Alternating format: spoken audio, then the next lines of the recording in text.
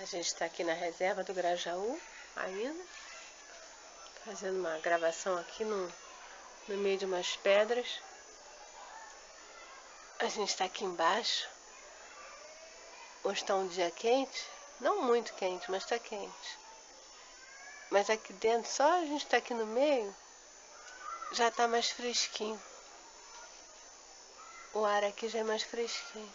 Uma delícia. Reserva do Grajaú, no Rio de Janeiro.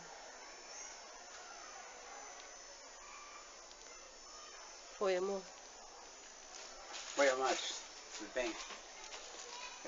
Da outra vez eu estava falando da viagem de Paulo com aquele navio, né? Aqui o navio vai se despedaça lá quando eles atravessam a ilha de Chipre. Eles chegam em Malta e logo após Malta, que o vento era contrário. O que aconteceu ali em Malta?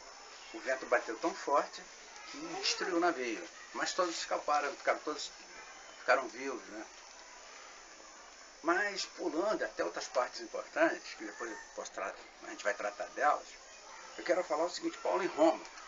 Paulo tinha apelado para ir a César, lembra? Porque ele era cidadão. E o cidadão tinha o direito de ir até César, o tribunal de César.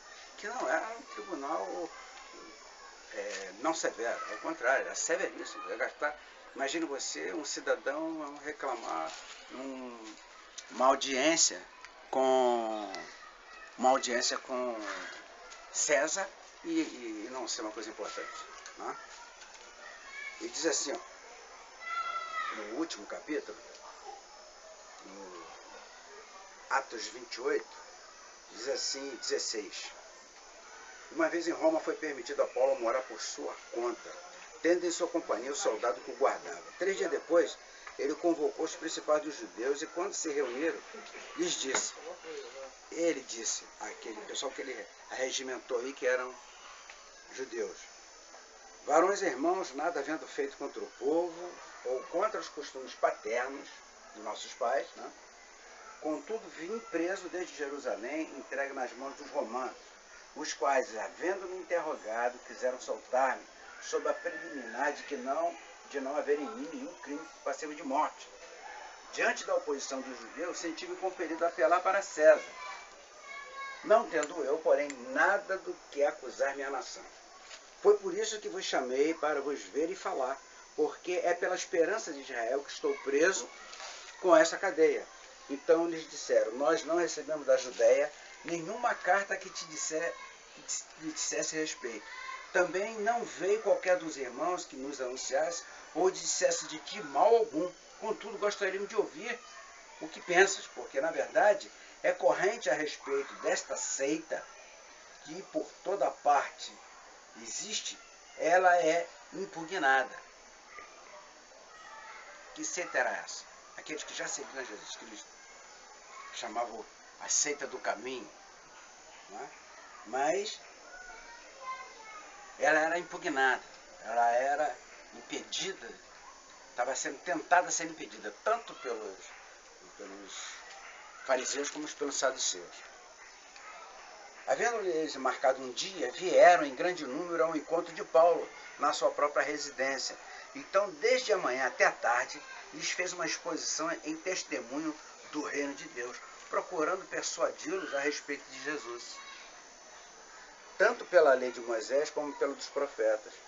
Houve alguns que ficaram persuadidos pelo que ele dizia, outros, porém, continuaram incrédulos. E havendo discordância entre eles, se despediram, dizendo Paulo estas palavras: bem falou o Espírito Santo a vossos pais por intermédio do profeta Isaías, quando disse, vai a este povo e diz-lhe, de ouvido ouvireis e não entendereis, vendo vereis e não percebereis, porquanto o coração deste povo se tornou endurecido, com os ouvidos ouviram tardiamente e fecharam os olhos, para que jamais vejam com os olhos, nem ouçam com os ouvidos, para que não entendam com o coração e se convertam, e por mim sejam curados. Tomai, pois, conhecimento de que essa salvação de Deus foi enviada aos gentios, e eles a ouvirão. Dito essas palavras, partiram os judeus, tendo entre si grande contenda. Amados, temos dito aqui, em todas as conversas que nós temos tido, de que não tem jeito. Ou você crê ou você não crê. Mas você vai sempre ter o direito da escolha, o livre-arbítrio.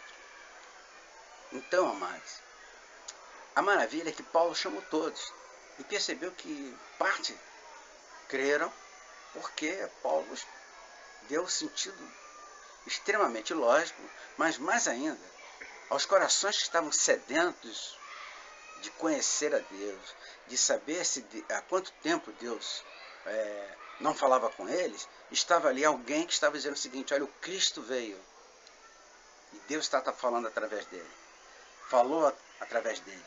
Eu, Paulo, dou testemunho disso. Eu, ex-perseguidor, eu que fui aluno de Gamaliel.